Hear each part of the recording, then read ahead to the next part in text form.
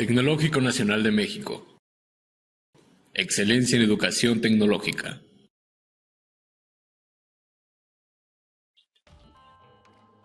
Vamos al ejemplo 11. Se hizo un examen a dos clases formadas por 40 y 50 estudiantes respectivamente. En la primera clase la puntuación media fue de 74 con desviación típica de 8, mientras que en la segunda clase la puntuación media fue de 78 con una desviación típica de 7.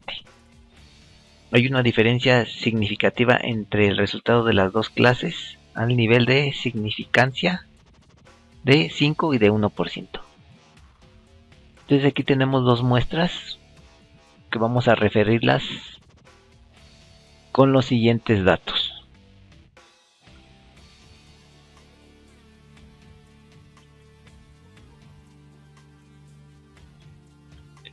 Una primera muestra con estos datos y una segunda muestra con estos otros datos. Bueno, estos datos se refieren a calificaciones: promedio de 74 con desviación estándar de 8 para la muestra 1, y promedio de 78 con desviación estándar 7 para la muestra 2. ¿Cómo vamos a plantear en principio nuestras hipótesis?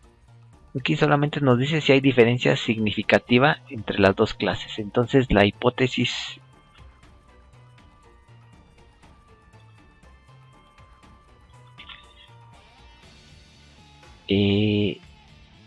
nula se establecerá siempre como igualdad y querrá decir que no hay diferencia entre las dos clases respecto a sus calificaciones.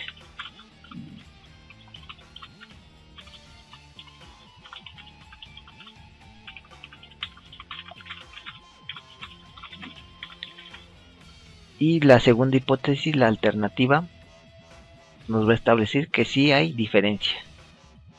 Sí hay diferencia significativa entre las calificaciones de las dos clases. El inciso A nos pide establecer a un 5% de nivel de significancia.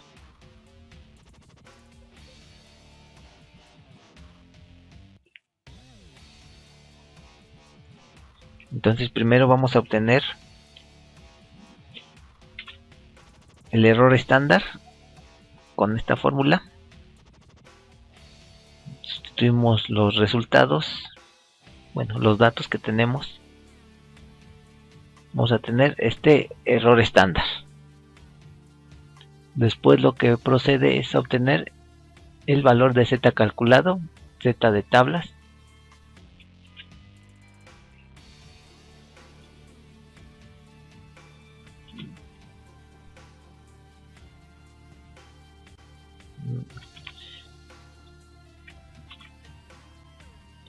con esta fórmula. La diferencia de medias hipotéticas al ser iguales de 0, entonces por eso 0 le ponemos acá. Sustituimos sustituimos valores. El resultado es un z negativo de menos 2.49.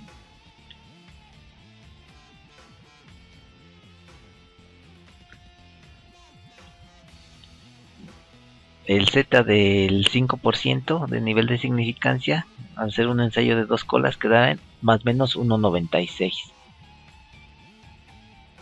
Entonces esto como se ve en la gráfica, vamos a verlo.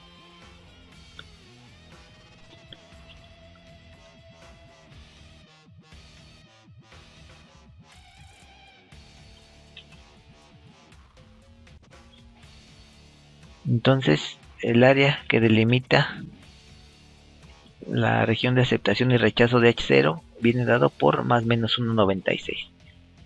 Z calculado, Z estandarizado cae en menos 2.49, que precisamente cae en la región de rechazo de H0.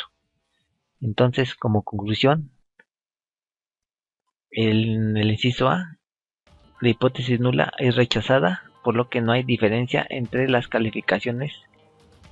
Al ser rechazada esta hipótesis, esta es correcta. Entonces, con un 95% de confianza, sí hay diferencia entre las calificaciones de las dos clases. Después el inciso B nos pide probar esas mismas hipótesis, pero a un nivel de significancia del 1%. Entonces ya la z calculada ya la tenemos, va a ser la misma. Lo único que se tiene que hacer ahora es calcular un nuevo z de tablas, pero ahora con una significancia del 1%. Esa z de tablas ahora será más o menos 258.